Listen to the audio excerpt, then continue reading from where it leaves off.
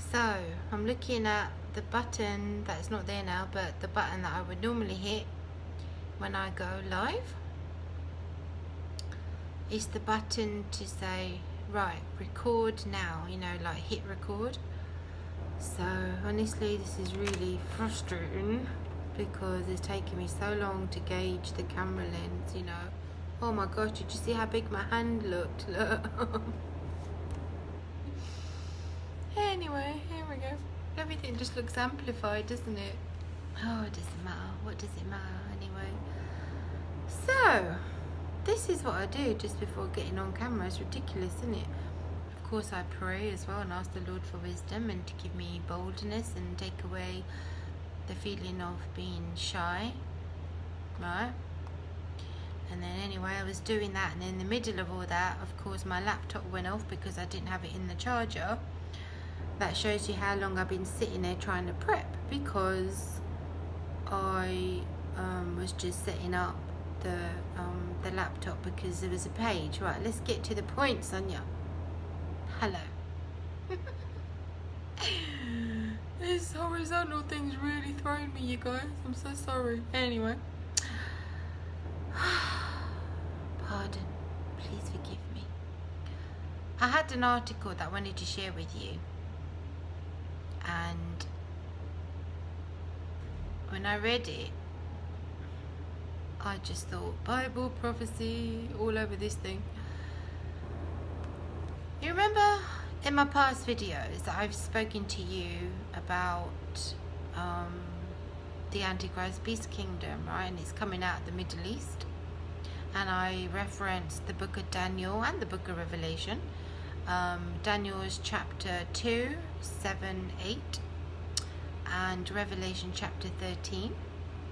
And it references, in Daniel 2, talks about these three metals and combined, or rather the fourth one being the iron and the clay mixed, the feet and the toes. I hope you understand what I'm talking about.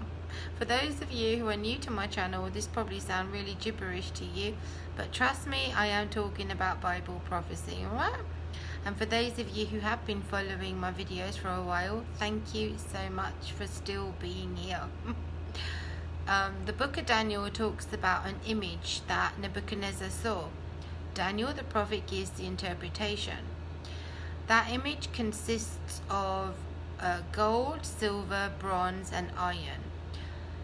Now, the vision that Daniel saw was also very similar. I would say exactly the same.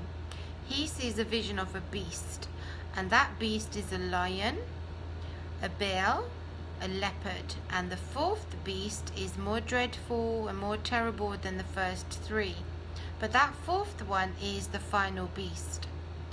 But that beast is comprised of three: the lion, the bear and the leopard. But also, really important to remember this, you guys. Carry on, son, carry on, it's alright. The other things to match up with this are the gold, the silver, the bronze and the iron, with the clay being the final phase of this Antichrist Beast Kingdom. Anyhow, let's turn on the laptop now that I've got the charger in, and let me read to you this article. It's in the Jerusalem Post. I'm going to share it with you, don't worry, I'll put it on the screen in the description box. And of course, when my laptop died out because I didn't have the charger in it, it closed down all my tabs, didn't it? But I'm not going to restart this video. Honestly, I'm not going to do it. It took me so long to get even to this stage. Oh, it's ridiculous. Anyway, thank you, Lord Jesus, for using the foolish things of this world to confound the wise. This article I read in the Jerusalem Post was dated June the 26th, so it's very recent, very up to date. And I'd like you to just pay attention to the words that this editor has used, because you can really sense that he's writing with a sense of concern. It sounds alarming. I think even as he was writing this, he was alarmed. Now I don't want to restore all my pages right now because my laptop is so ancient, it's going to take forever to get it to that stage. So the article is called 24 Hours of War in the Middle East Leaves the Region Shaking. And I'll begin here. The region is undergoing a half a dozen wars at the same time that pit Iran and its proxies against the US, Israel and Saudi Arabia. Now before I get the naysayers telling me, oh Sonia, but this is the Middle East, what do you expect? You know, they've been having these infighting, these wars and proxy wars for ages and ages. Why is this any different? This is different because for the first time in history, we have seen a big shift taking place regards to the hegemony of power in the Middle East. I'm talking about Turkey. Turkey's influence in the region has not been seen since the time of the Ottoman Empire. And for those of us who are, I don't know, Bible prophecy students, you could say Bible students, we are seeing things that are written in the Bible like a game of chess. The pieces are moving on the board and we do need to pay attention to what's happening here. What takes place here in this region is going to affect the entire world. There's also issues regarding the Muslim Brotherhood I want to talk to you about in the West. That's another threat, and it's a growing real threat, and not many people are aware of that, and I think it's important that we are informed so we are better prepared, so we know what to expect in the coming days. Remember friends, the dragon, the Antichrist, goes directly after the Christians and the Jews, the woman and her offspring, referencing Revelation 12, okay? I'm going to continue to read from this article, and I think, to be honest, this article is going to make the video for me because what it says here is absolutely astounding. Bear with me, I hope I can read this concisely and very clear. A raid on Iranian-backed groups in Iraq, Houthi rebels in Yemen attacking Saudi Arabia, Russia and Turkey squaring off in Libya, the aftermath of airstrikes in Syria and Turkey, and Iran coordinating attacks on Kurdish militants all served as a backdrop for an unprecedented 24 hours in the Middle East. You see, my eyes naturally went in that direction. Getting used to it. The region is undergoing a half a dozen wars at the same time that pit Iran and its proxies against the US, Israel and Saudi Arabia, and also Iran and Turkey against Kurdish militants, as well as proxy groups in Libya fighting each other and various Syrian groups fighting each other. What a cocktail of a disaster. Overnight, between Thursday and Friday, an unprecedented raid by the Iraqi counter-terrorism service struck at Iranian-backed militias in Iraq. Iran has accused the US of involvement. The US and Iraq are in the midst of strategic dialogue. There have been calls on the new Iraqi Prime Minister Mustafa Kadhimi to crack down on these groups.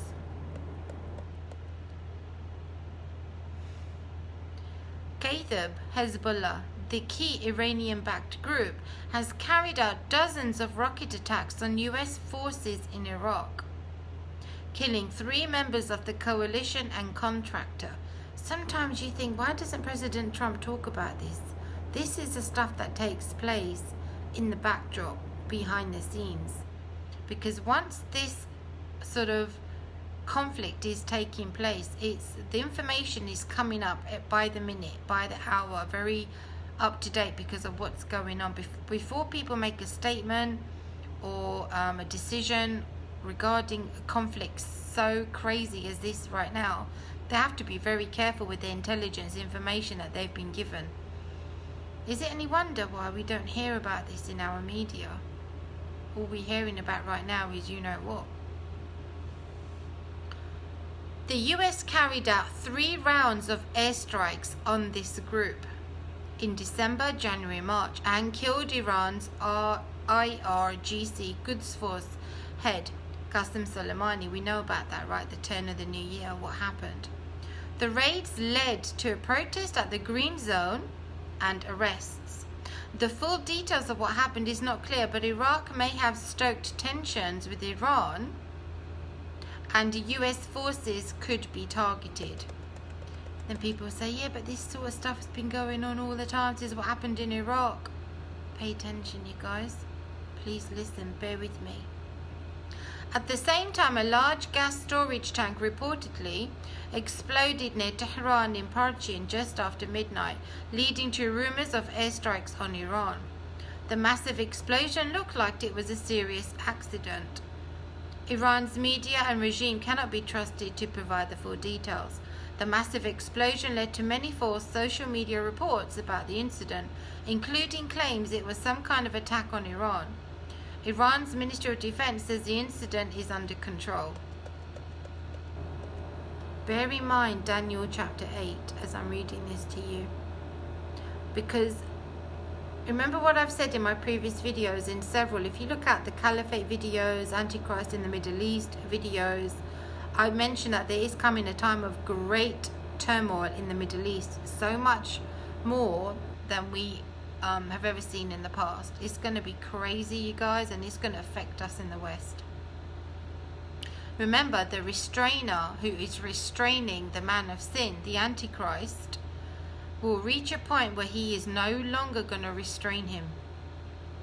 And I believe we're not that far off from this, and I don't want to panic anyone, but I'm not kidding you, I wouldn't even give it 10 years. I've said this before, I know, but the more I'm reading the news and the up-to-date media, the news coverage in the Middle East, North Africa, and I see what is just taking place now in the West and indeed the rest of the world with the pandemic, and now these riots that are kicking off, is it any wonder? There is a sense of urgency, and it's not looking good, you guys. Let me carry on. I just lost the page. Let me get back to the page again. If I don't keep an eye on the laptop, it does its own thing. I swear this has got its own mind. Okay, where was I?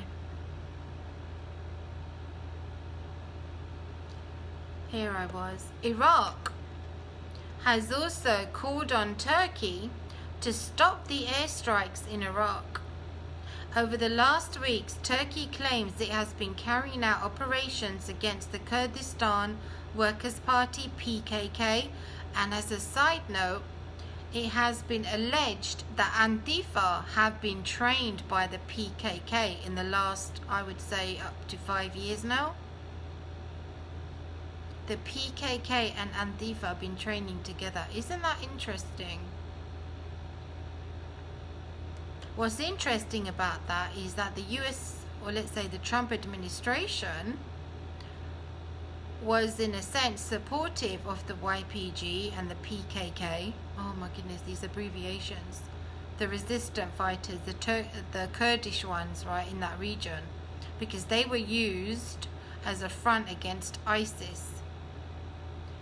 However, I find it interesting that Antifa were training with the PKK, and yet Antifa have been causing a lot of havoc in the West, in America right now, and in the UK. Marxist, socialist ideologies behind Antifa. And I said before, if you think of Antifa, think of Intifada. It's an uprising. And I believe this is what's also going to be used to usher in the Islamic Antichrist beast system, including the West, because they have their people already here. They've been here for years and years and years, waiting for this opportunity. They're not going to let it slip. That was my commentary, a side note. Iran wants Turkey to boost trade around US sanctions and has agreed to partner with Turkey to fight terrorism. For now. Hamas and other Palestinian groups are also threatening violence over Israel's annexation plans. Do you remember, friends, that is yet to take place on the 1st of July. Keep an eye on Israel.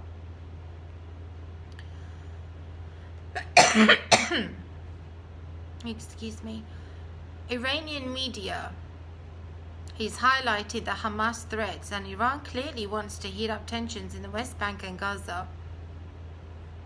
Iran is trying to stir many things up. It has slammed Israel on press TV for honoring Israelis involved in a cyber attack, and Iran says that Syrians near the Golan are protesting to liberate the Golan Heights.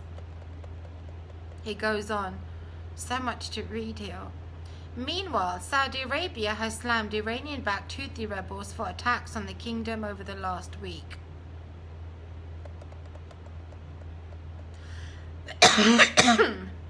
Let me just skip some of this.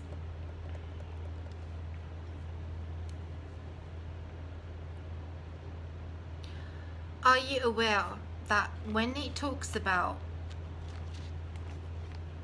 the goat and the ram in the book of Daniel, is talking about Turkey and Iran that are going to clash, cause a friction in the region? And there's also this war regarding the king of the north and the king of the south. I believe that's a reference to, I'm speculating here, to Turkey and Egypt. Because the king of the north is the same little horn that goes and makes conquest and causes a lot of trouble in the southern regions. In the southern regions, we have Saudi Arabia and Egypt, right?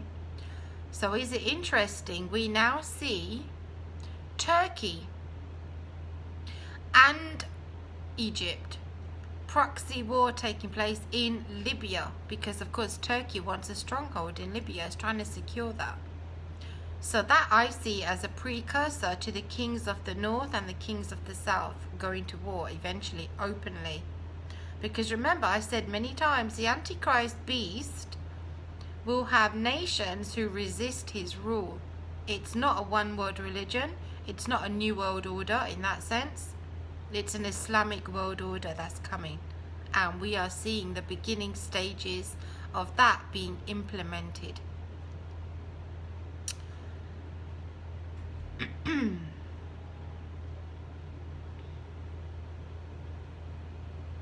The overall picture, I'll continue to read the article. The overall picture is one of impunity, where Turkey, Iran or Saudi Arabia can carry out airstrikes in conflicts near their countries, whether Yemen or Libya or Iraq, and there is little that the international community cares to do. There are no peace processes or peace talks or ceasefires. In fact, these conflicts appear to be growing. They essentially involve certain areas that are unstable and lack full national governance, whether in Idlib, in Syria, or parts of Yemen, Iraq, or Libya.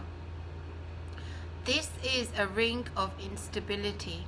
It is bisected by an Iranian corridor that links the axis of resistance from Yemen to Tehran and then via Baghdad to Beirut.